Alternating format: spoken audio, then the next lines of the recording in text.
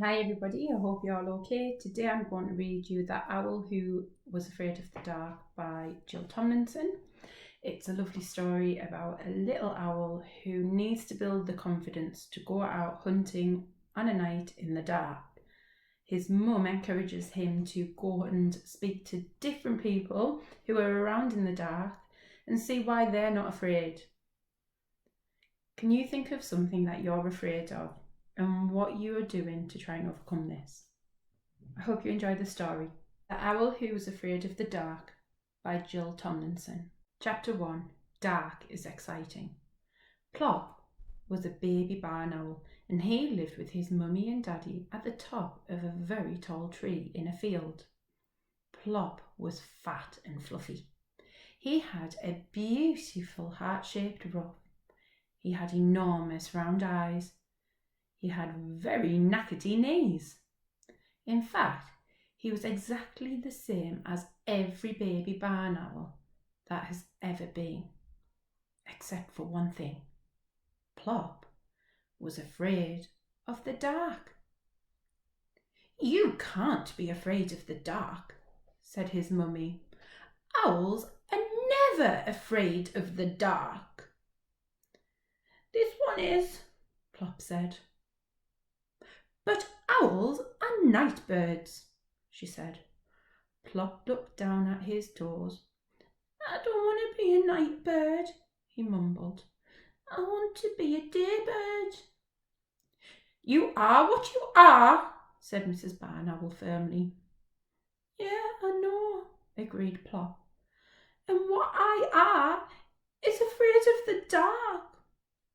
"Oh dear," said Mrs. Barn Owl. It was clear that she was going to need a lot of patience. She shut her eyes and tried to think how best she could help Plop not to be afraid. Plop waited. His mother opened her eyes again. "Plop, you are only afraid of the dark because you don't know about it. What do you know about the dark?" "It's black," said Plop.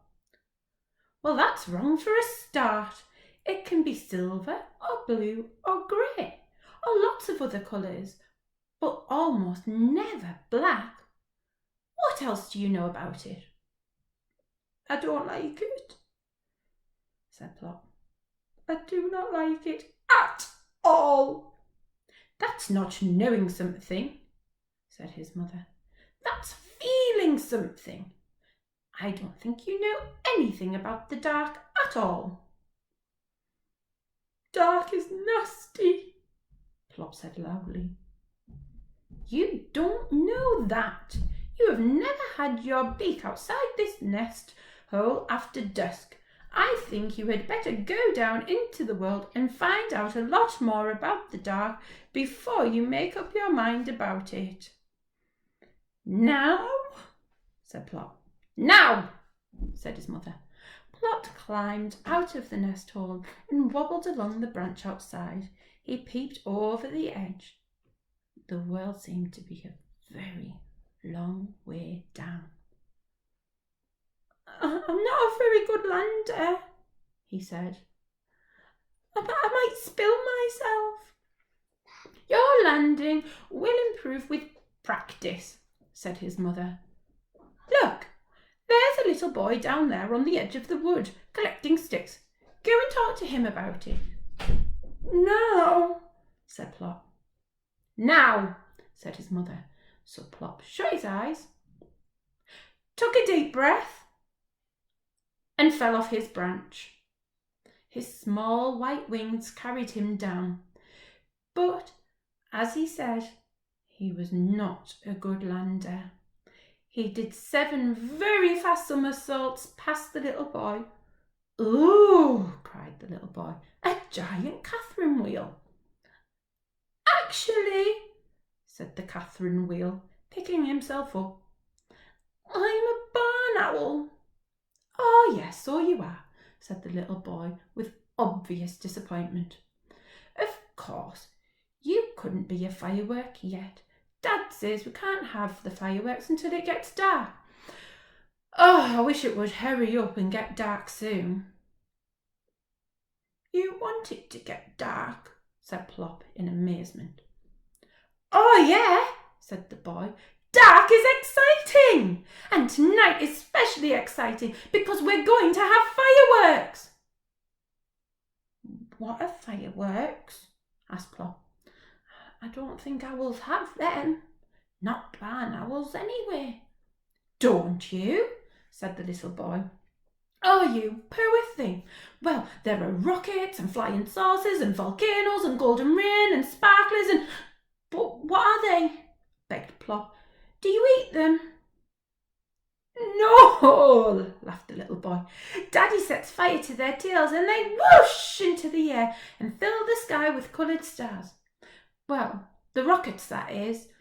I'm allowed to hold the sparklers. What about the volcanoes and the golden rain? What do they do? Oh, they sort of burst into showers of stars. The golden rain pours. Well, like rain. And the flying saucers? Oh, they're super. They whiz round your head and make a sort of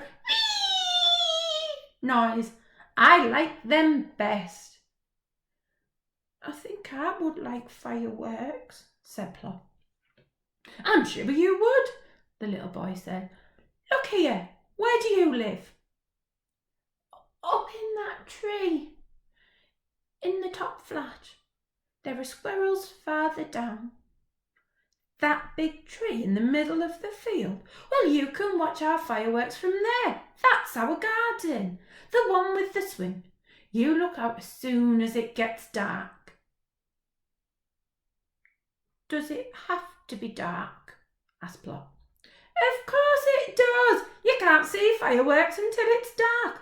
Well, I must go. These sticks are for the bonfire. Bonfire? Said Plop. What's that?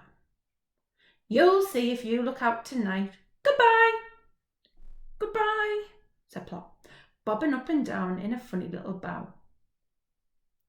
He watched the boy run across the field and then took a little run himself, spread his wings and fluttered up to the landing branch. He slithered along it on his tummy and dived headfirst into the nest hole. Well, said his mother. The little boy says, dark is exciting. And what do you think, Plop? I still do not like it at all, said Plop, but I'm going to watch the fireworks. If you will sit by me. I will sit by you, said his mother. So will I, said his father, who had just woken up. I like fireworks. So that is what they did. When it began to get dark, Plop waddled to the mouth of the nest hole and peered out cautiously. Come on, Plop, I think they're starting, said Mrs. Barn Owl, who was already sitting on the branch at the very top of the tree. We shall see beautifully from here.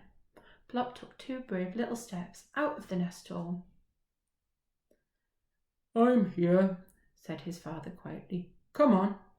So together, wings almost touching, they flew up into the tree to join Mrs. Barn Owl.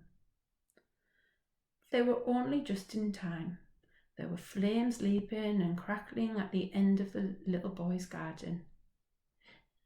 That must be the bonfire, squeaked Plop. Hardly had Plop got his wings tucked away when whoosh! Up went a rocket and spat out a shower of green stars.